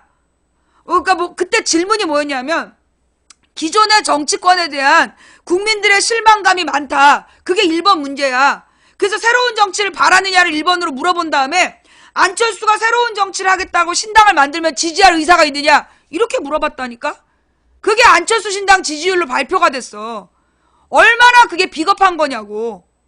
안 그래요? 그래가지고 결국 어느 정당 지지율을 유도한 거야. 그게 지금 여론조사 기관들이 하는 짓인데 내가 여기서 여론조사를 하겠다. 그 질문이 잘못됐다면 우리 국민들은 오늘 우리 방에서 조사한 내용을 우리 시청자들이 밀고 나간다라면 그 또한 부정선거야. 그 또한 선거에 영향을 미치려는 악의적인 의도가 되는 거예요. 내가 얘네들의 작전을 역이용했던 게 그래서 문재인 그 뒤로 박근혜하고 그 문재인을 하면 항상 박근혜가 이기고 박근혜하고 안철수를 하면 항상 안철수가 이기는 거야. 매번 그렇게 여론조사 발표를 하더라고. 그래서 내가 그랬지. 왜 매번 그따위로만 하냐? 안철수하고 문재인하고 둘 중에 누가 야권 단위로보로 적당하냐라고 물어봐라. 그래가지고 그때 문재인 쪽에서 여론조사를 해버린 거야. 그랬더만 당연히 문재인이 나오지. 그리고 나서 그 여론조사가 뒤집어지지 않았어. 그런 것처럼 이게 여론조사 결과라는 게 먼저 어떤 여론조사 결과 발표가 되면 그게 일종의 정답이 되는 거야. 사람들은 그대로 세뇌가 돼서 그거 그대로 찍어. 그건 아주 비겁한 방법이야. 나는요 지금 우리나라 언론사에서 대선 지지율에 대한 여론조사 발표를 난 중단해야 된다고 봐. 나는 지금 대선 후보에 대한 여론조사 결과 발표를 중단해야 된다고 봐. 왜냐? 여러분 지난 총선 때 봐봐. 우리나라 그 유명한 여론조사 기관들 한국갤럽이나 리얼미터에서 뭐라 그랬냐고. 더민주가 80석도 차지하지 못한다.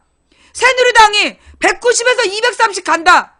그런 개지랄을 했던 여론조사 기관이 지금 발표하고 있는 대선 여론조사가 정확하겠냐고. 나는 정확하지 않다고 봐.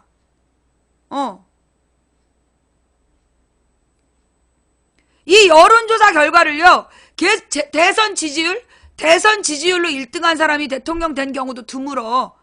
옛날에 박근혜가 2007년에 계속 1등이었어. 근데 이명박이 대통령 됐잖아. 그런 거야. 나는 지금 대선 여론조사 1등이라는 거 아무 의미 없다. 옛날에는 노무현 대통령 될 때는 이인재가 1등이었어. 노무현 대통령이 대통령 될 때는 이인재가 압도적인 1등이었다니까?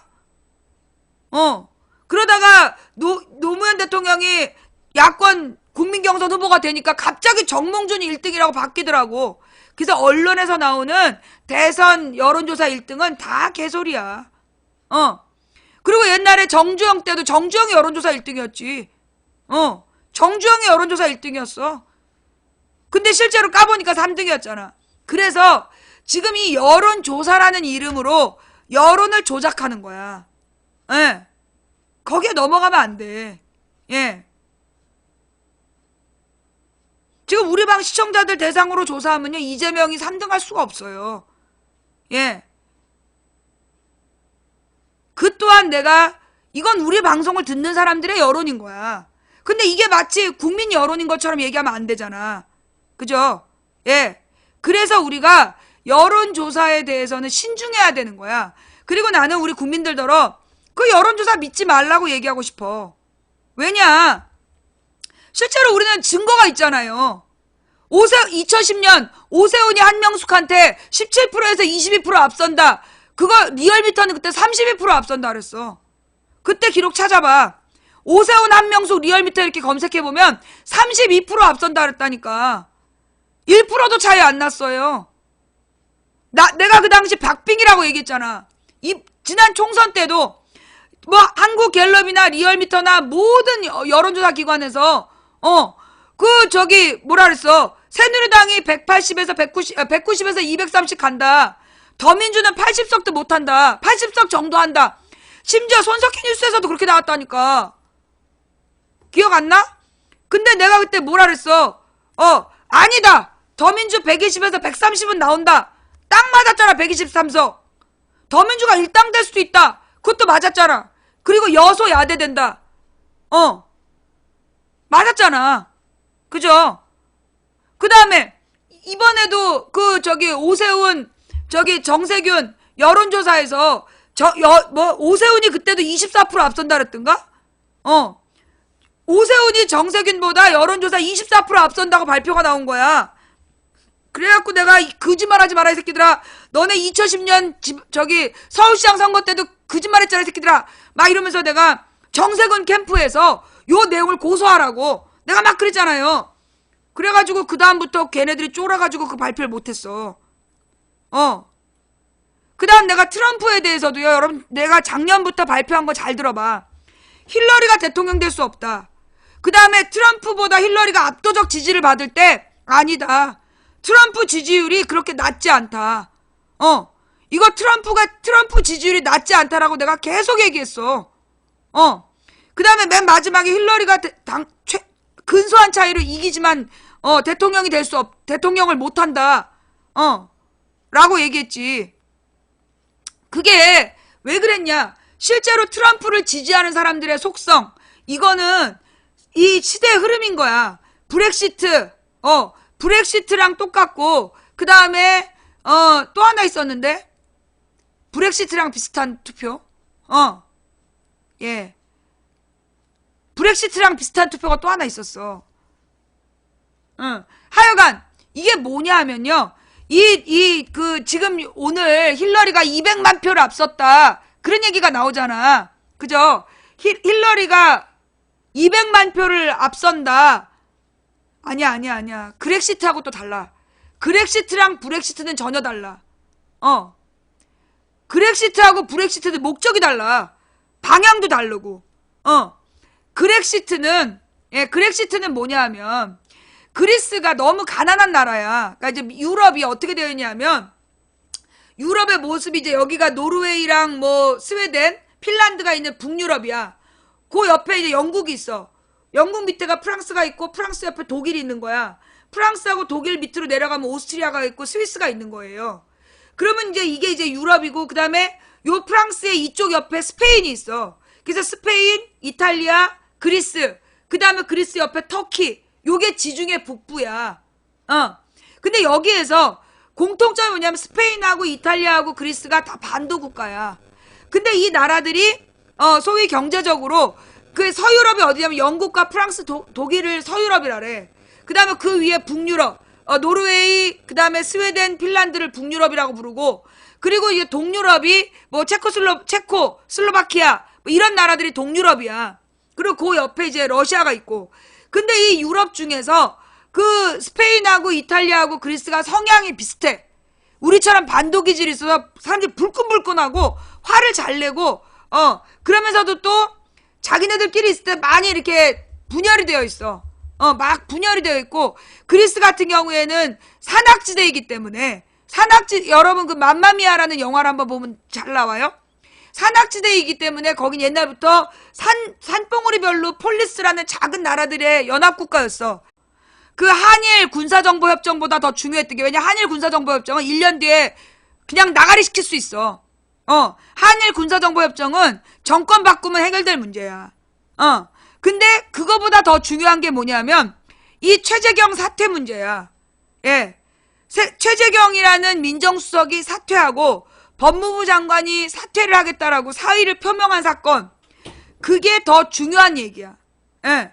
그게 왜 중요한 얘기냐면 제가 어제 그 얘기했잖아요. 최재경이 사퇴했다는 얘기는 그 이명박 걔하고 박근혜 걔의 합의가 깨졌기 때문이다. 그 얘기 했어요, 안 했어요? 제가 어저께 최재경이 민정수석을 그만둔 이유는 이명박 쪽과 박근혜 쪽에서 합의봤던 내용이 깨졌다는 뜻이다. 그 얘기를 했잖아. 그죠? 예, 내가 분명히 그 얘기 했어요. 그게 맞는 거야.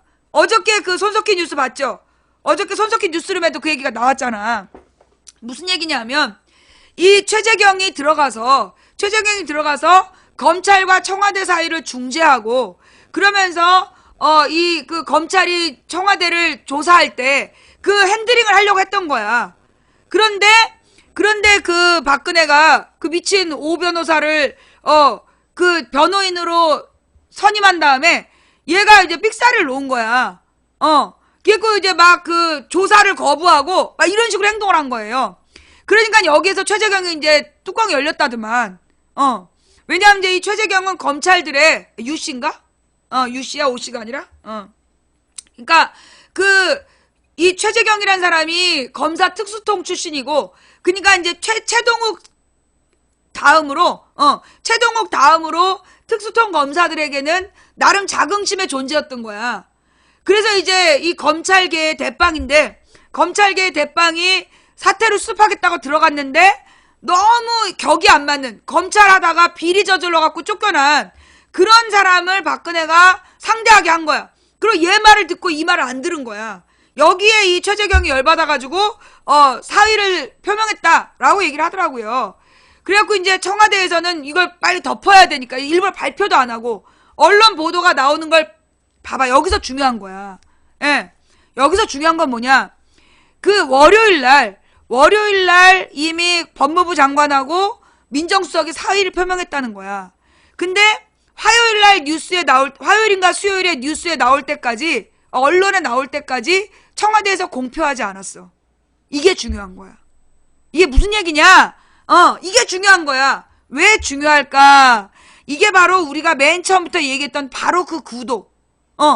이게 박근혜계와 이명박의 재벌 언론과의 싸움이다. 그리고 이 최재경하고 법무부 장관이 사의를 표명했다는 게 언론을 통해서 알려졌다는 얘기는 뭐야? 결국 이명박 언론 쪽에서 알려졌다는 얘기지. 박근혜 측에서는 그 사실을 숨기고 사표를 반려하면서 잡으려고 공작을 피고 있었던 거고, 근데 최재경하고 법무부 장관이 언론에 흘렸겠지. 그러니까 알지 않았겠어? 예. 그러니까 이거는 우리가 맨 처음에 지금 이게 다 연관된 문제야. 법무부 장관하고 최재경이 사임을 표명하고 김무성이 대선 불출마 선언을 하면서 뜬금없이 친문 친박 빼고 다 모여라 얘기한 거. 그리고 그 모든 일은 왜 벌어졌냐? 이명박이 나와가지고 언론에다가 박근혜를 탄핵시켜라라고 얘기했잖아. 그래서 탄핵 시계가 다시 돌아가는 거야. 그러니까 최재경이 들어가면서 합의를 봤는데 친이 친박이 이렇게 가자. 근데 박근혜가 유머시기를 변호사로 세우면서 그 합의를 깬 거야. 그래가지고 이명박이가 열받은 거지. 그래갖고 탄핵 시계를 돌리고 제3지대 작전으로 간다. 이렇게 작전이 변경된 거지. 그리고 난 다음에 나타나는 게 지금 장관하고 민정수석이 그만두고 그게 언론에 의해서, 이명박 언론에 의해서 공개되고 그런 구도로 지금 가고 있는 거다. 예. 그러면서 내가 이미 얘기했잖아. 김무성에 대해서 뭐라 했어요? 김무성은 대선에 관심이 없다. 그 얘기 했어, 안 했어? 김무성은 대선에 관심이 없고 당권을 쥐려는 거다. 그 얘기 했어요, 안 했어요? 그거 언제 했는지 한번 찾아봐봐. 내가 그 얘기 분명히 했어. 김무성은 대선에 관심 없다. 얘는 지금 당권을 쥐는 게, 걔네들 세력의 수장 짱 먹는 게, 일장되는 게 목적이지 대선에 관심 없다. 그런데 뜬금없이 대선 불출마 선언을 했어. 아니 근데 누가 이 사람을 대선 후보라고 봤다고? 어? 대선 후보 순위에도 못 들었던 김무성이 왜 뜬금없이 대선 불출마 선언을 했을까요? 오늘 이거 되게 중요한 기사가 나와. 잘 들어봐. 예. 이게 권영철의 오늘 Y뉴스에 요 배경 아주 설명이 잘 돼 있어요. 예. 그다음 지금 시국을 어떻게 볼 건가? 요것도 아주 잘 나와 있어. 일단 광고 듣고 가실게요. 오늘 Y뉴스에서 뭐가 안 나오네 좋으셨어요? 광고가. 어제 새누리당 김무성 전 대표가 대선 불출마를 선언하면서 박근혜 대통령 탄핵에 앞장서겠다고 선언을 했죠. 예. 그래서 김무성 전 대표는 왜 뜬금없이 불출마를 선언했을까 이렇게 아하. 주제를 정해봤습니다. 그래요. 왜 뜬금없이 불출마를 선언했어요? 그 얘기하기 전에 네. 지난번 방송에서 그 검찰이 진짜 박 대통령 버렸을까? 요거 하셨잖아요. 예, 예. 근데 지금 검찰이 수사하는 거 보면 진짜 버린 것 같은데요?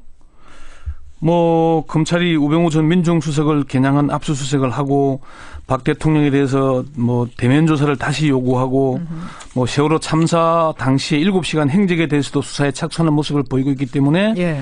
그렇게 볼 수도 있을 겁니다. 지난 21일 방송 내용을 다시 말씀드리면은 예, 예. 검찰의 수사 태도는 지난 4년여에 비해서 엄청나게 변한 건 틀림없다. 그건 틀림없다. 현직 대통령을 범죄 피의자로 규정한 건 정말 대단한 일이다. 예. 그동안은 의혹을 덮는 데만 급급해왔지만 이번에는 언론에서 제기한 의혹들에 대해서 감추거나 덮지 않고 있다. 그건 분명히 말씀하셨어요. 요구했어요. 그리고 다만 전현직 검찰 고위 관계자들의 말을 토대로 뇌물수수나 제3자 뇌물죄가 아닌 직권남용이나 강요죄로는 처벌 수위도 낮고 예. 또 법정에서 무죄를 다투게 될 것이다. 음흠. 또 뇌물죄가 아니면은 대기업들은 피해자가 되니까 처벌이 불가능해진다는 것이었죠. 예. 그래서 포장지는 엄청 화려하고 크지만 막상 포장을 풀어보니 알맹이는 별게 없더라.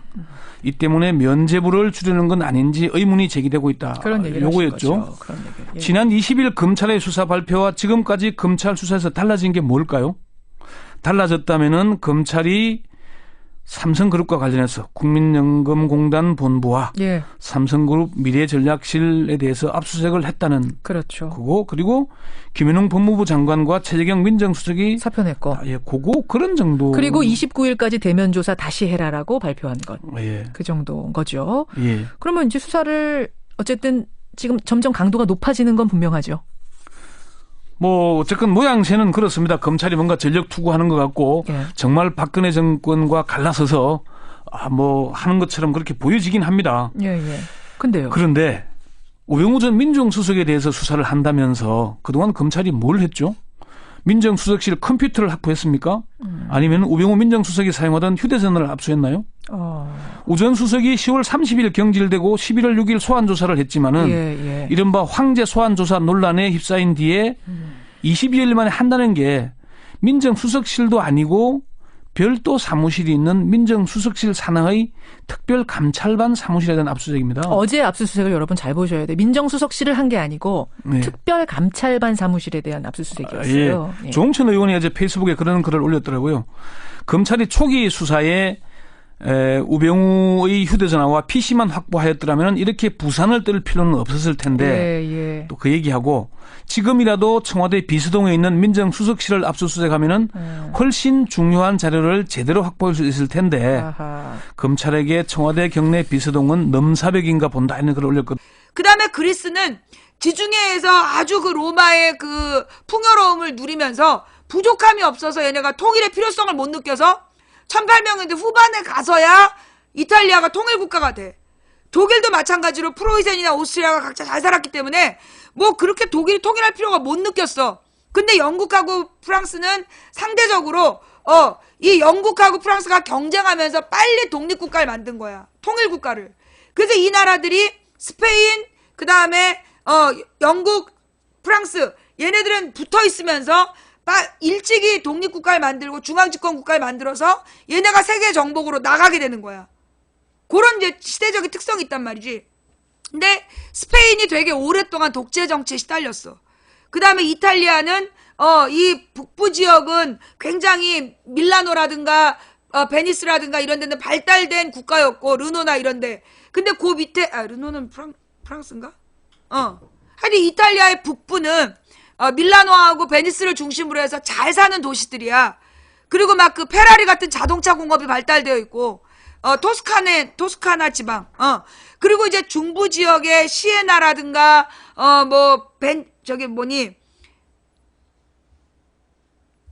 교황청이 있는 곳, 교황청이 있는 곳이라든가, 이런 데는 관광산업으로 아주 발달되어 있고, 농업이 발달되어 있고, 근데 이 이탈리아 남부는,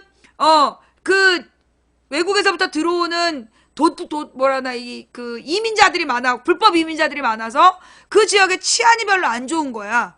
그러면서 불법 이민자들이 많다 보니까 일자리를 잡기도 어렵고, 그래서 남부 지역이 굉장히 민심이 흉흉해지는 그런 상황이었지. 근데 요게 그리스도 마찬가지야. 그리스는 돌밭이기 때문에, 농사를 지을 수가 없어. 여기는 그 올리브라는 나무가 유일하게 자라는 나무야. 올리브 나무가. 그리고 나머지는 이게 농업을 통해서 성장할 수가 있는 나라가 아니야. 그래서 그리스는 옛날부터 관광업으로 옛날 그리스의 그 신전에 대한 관광을 팔아서 먹고 살았단 말이야. 근데 그러다 보니까 이 그리스 사람들 먹여 살릴 방법이 없었어. 이제 그런 데다가 그리스가 옛날에 이 터키의 지배를 받았어. 그래서 그리스가 터키의 오랜 지배를 당하면서 그리스 사람들이 갖고 있는 마인드가 뭐냐면 세금을 내면 터키 놈들한테 좋다. 그래서 탈세가 국민 정서로 남아있는 거야.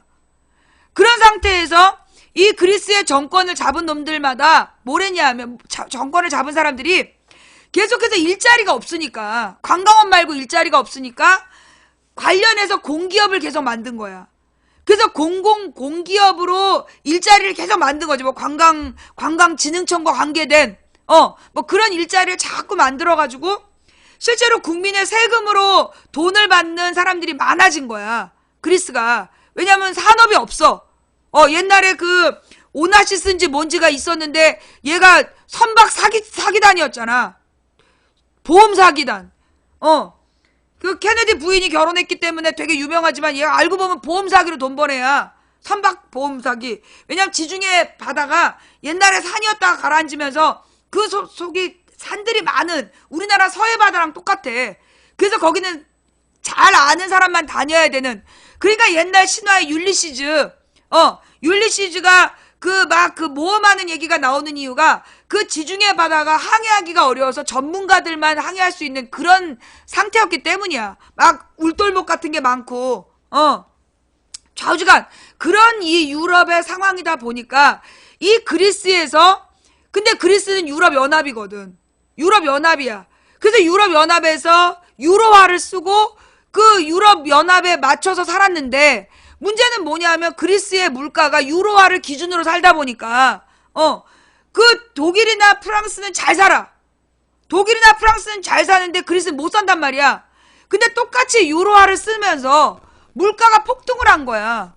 그러면서 이제 그러면 이 물가가 폭등한 거에 맞춰서 생산량이 늘어나야 되는데 생산 늘어날 게 없고, 전반적으로 유럽 경제가 특히 프랑스나 영국이나 이런 데에서 서민들이 가난해지면서 유럽으로 여행을 많이 안 온 거야. 그리스로 여행을 많이 안 온 거야.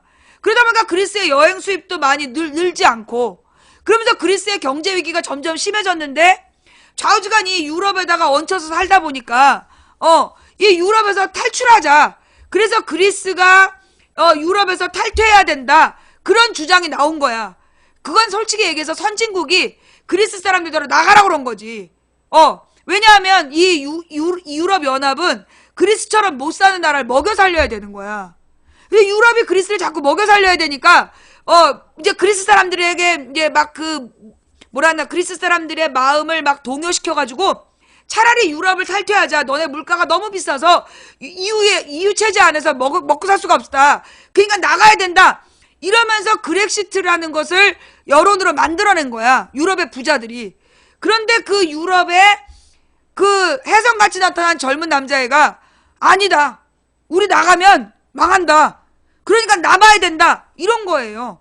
그래서 그렉시트를 반대하는, 유럽의 언론이 만든 거에 반대하는 그 투표가 된 거야. 그리고 브렉시트는 도리어 영국이 유럽연합을 탈퇴해야 된다라는 똑같은 논리를 만들었는데, 그건 영국의 부자들이 자기네들이 세금을 유럽연합에 내는 게 아까워서, 그래서 영국이 탈퇴해야 된다는 주장을 했고, 순진한 유럽 사람, 영국의 서민들이 속아가지고 탈퇴를 해버린 거야. 근데 나중에 알고 보니까 그리스는 남았고, 유럽은 나간 거야. 그래서 정반대예요. 예. 그게 정반대야.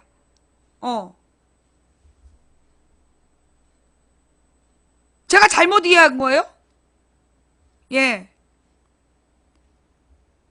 그러니까 그리스 사람들을 독일과 앙숙이라고 막 해가지고 탈퇴하라고 막 꼬신 거야. 그 이유가 그리스를 유럽연합이라는 게 뭐냐면 부자 나라에서 돈을 내서 가난한 나라를 먹여 살려야 돼. 그래서 그 그리스의 가난한 사람들을 유럽연합에 지고 가야 되는 거야. 그러니까 그 지고 가는 거 그게 아까워서 그 가난한 그리스는 쫓아내려고. 근데 그걸 막 민족 감정을 부추겨가지고 나가라고 부추긴 거야. 근데 그리스는 그 젊은 똘똘한 남자가 나타나가지고 전세를 뒤집어 버린 거고, 영국은 진짜 이 소위 전 세계에서 가장 부자가 영국이 있잖아. 전 세계에서 우리가 이제 뭐 그 빌 게이츠, 워렌 버핏을 제일 부자라고 알고 있잖아요. 그런 사람들을 제외하면 소위 그 금융 자본의 제일 부자는 영국에 다 있는 거야. 그리고 이 금융 자본의 핵심이 이제 영국 애들인데, 얘네들이 유럽연합에다 지네들이 내는 세금이 아까운 거지. 1%가. 세계 1%가 영국의 부자야. 그 영국의 세계 1%가 그 유럽연합에 내는 세금이 아까워서 자기 민족을 속인 거야. 그러면 영국의 서민들은요, 실제로 유럽연합으로부터 지원금을 받은 거야. 그래서 지원금을 받아 먹고 살았는데 그 지원금이 끊기게 된 거야. 그걸 모르고 이 영국 서민들이 브렉시트에 찬성을 했다가 그 다음날 알고 보니까 브렉시트를 주장한 새끼들이 거짓말했구나. 그래서 지금 브렉시트를 돌리기 위한 운동이 벌어진 거야. 그 다음에 트럼프의 나라도 마찬가지로, 이 트럼프의 나라가, 그러니까 미국이 이 트럼프를, 누가 그 트럼프 운동을 했냐면 미국의 교회에서 한 거예요. 미국의 교회들. 그래서 미국의 미국 교회 중에 가장 유명한 전도사가 있대. 무슨 복음주의인지 뭔지 나발인지. 그러면서 그 목사가, 미국의 힐러리와 오바마는 동성애를 합법화시키려는 그런 정당이기 때문에 트럼프를 찍어야 된다. 미국 교회에서 그 지랄 해가지고 한국의 미친 목사들이 다 따라한 거야. 그 중국에 있는 한인교회 목사들까지 트럼프가 돼야 된다고 그 지랄 한 거라니까. 그런데 트럼프는 누구냐? 그러면 동성애만 나빠? 그러면서 막 레위기에 동성애를 금지한 얘기가 나온다가 계속 떠들어. 근데 동성애 바로 명 찾자. 지금, 그러니까는 얘네들은 이제 예측했던 방향대로 지금 가고 있다. 예. 지금 이제 이명박 아바타를 만들기 위해서 이 모든 쇼를 기획했고 이 모든 쇼를 진행 중이다. 그러면 중요한 건 우리 쪽 내부야. 우리 내부에 대한 추측으로는 지금 종편에서 끊임없이 띄우고 있는 건 누구다? 이재명이다. 이재명을 계속 띄우고 문재인과 이재명을 야권 1, 2등 후보로 만들어가는 게 쟤네들의 작전이다. 그 작전을 통해서 결국은 이제 이재명 지지자들이 문재인을 죽이는 그런 구도. 왜냐하면 이 이재명 지지자들이 옛날에 2007년에 정통 멤버들이야. 그러면 이 정통 멤버들이 했던 일이 뭐였냐면 그 당시에 더 높은 지지를 받았던 후보들 다 죽였어. 막 쌍욕을 해가지고 그 당시에 모든 후보를 죽이고 정동영을 후보로 만들었던 게 정동영과 통하는 사람들이라는 조직이고, 그 조직의 핵심 멤버가 지금 이재명 띄우기의 주축이다. 그러니 얘네들이 틀림없이 문재인을 잡아먹을 거다. 그게 이제 쟤네들의 구도인데, 그러면 이제 그리고 그런 이재명을 계속해서 종편에서 띄워주고, 종편에서 이재명과 김어준을 띄워서, 이제 한마디로 야권표를, 나머지 야권에 쓸만한 후보들을 죽이는, 야권에 진짜 쓸만한, 안희정이나 박원순을 죽이려는 용도로 이재명을 띄우고 있는 거다. 그게 지금 내가 바라보고 있는 지금 정국이다. 그 다음, 내가 어저께 왜 반기문하고 새마을운동 얘기를 했느냐. 예. 내가 왜 반기문하고 새마을운동 얘기를 했냐 하면, 사실 쟤네들이 이제 안철수를 지난 일요일 날 막 스타로 만들어 보려고 했는데 실패했어. 여러 명 앉혀놓고 보니까 제일 좀 말도 못하고, 좀 그랬어. 그러고 난 다음에 남경필을 막 띄워보는 거야. 근데 별로 반응이 없는 거지. 그러니까 지금 막 던지는 중이야. 쟤네가 그래서 처음에는 남경필을 띄우고, 홍정욱도 띄우고, 홍정욱 띄우고, 남경필 띄우고, 그 다음에 어제부터 반기문을 다시 띄워. 어제부터 반기문을 다시 띄우는 거야. 예. 그래서 내가 반기문과 새마을운동을 얘기한 거야. 비아그라하고 반기문을 연결했던 이유가, 그게 지금 쟤네들이, 안철수를 안 될 것 같으면, 이 반기문을 친박, 친문 다 뺀 제3지대 후보로 밀 수도 있겠다. 그래서 내가, 그래서 그 반기문과 새마을운동 이야기를 다시 한번 짚은 거예요. 예. 지금 반기문이 원래 지지율 1위라고 그러다가, 지금 지지율 2위로 떨어진 거야. 문재인이랑 바뀌었어. 원래 이제 계속 반기문이 1등, 문재인이 2등이라 그랬단 말이야. 그 다음 안철수가 3등이라고. 그랬는데 지금 갑자기 이번 주부터 바뀌어가지고, 문재인이 1등, 반기문이 2등, 이재명이 3등, 이렇게 이제 주장을 하고 있는 거야. 개뻥이죠. 예, 개뻥이야. 내가 그랬잖아. 지금 우리나라 여론조사기관, 즉 한국갤럽이나 리얼미터에서 선거 관련 여론 지지율 맞은 적 있냐? 내가 분명히 얘기하건데 지금 대선 후보 여론조사를 발표하고 있는 한국갤럽이나 이 리얼미터의 조사 결과가 맞은 적 있냐?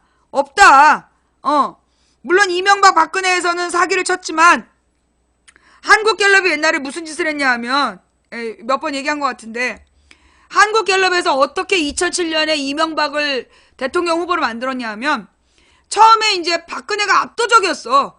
그 당 지지자의 85%가 박근혜였다니까. 근데 한국갤럽이 어떻게 그걸 흔들었냐 하면 이명박이 박근혜를 추격하고 있다라고 발표를 해. 막 계속 발표를 해. 계속 이제 주마다 발표를 하는 거야. 그러더니 5차 범위 내에 동률이다. 박빙이다. 이렇게 발표를 해. 그러더니 넘어섰다. 이렇게 발표를 하는 거야. 그러니까 사람들이 그때 가서 정말 설마 이러면서 조사를 했더니 원래 85대 15였는데 40대 60으로 많이 따라왔더라. 그러고 나서 다음에 또 조사를 했더니 50대 50 정말로 65대 45로 이 여론조사가 뒤집어진 거야. 근데 그 여론조사가 뒤집어진 이유는 뭐였냐면 그 모방 효과를 노린 거예요.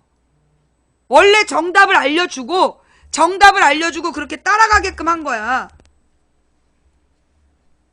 누구야?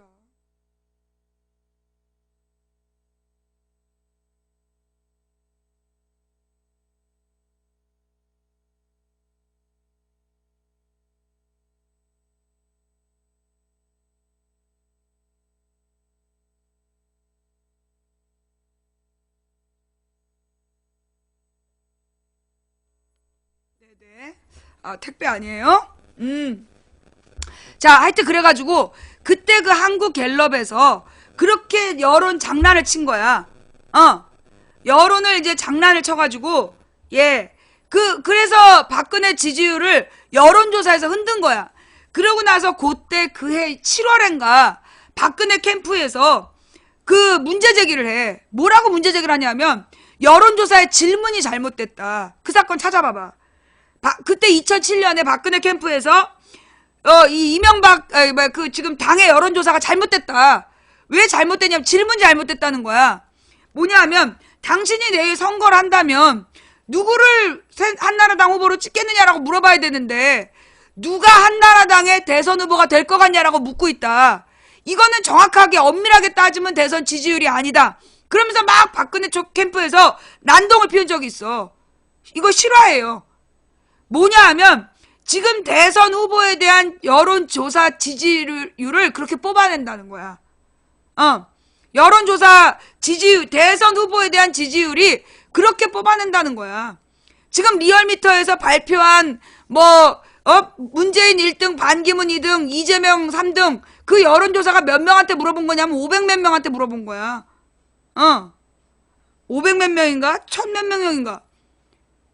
우리 망치부인 방송에서 한번 조사해봐.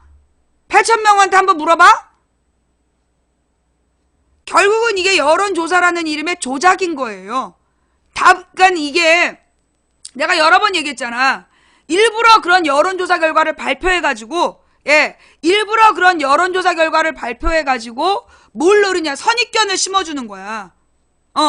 선입견을 심어주는 거예요. 안 해요.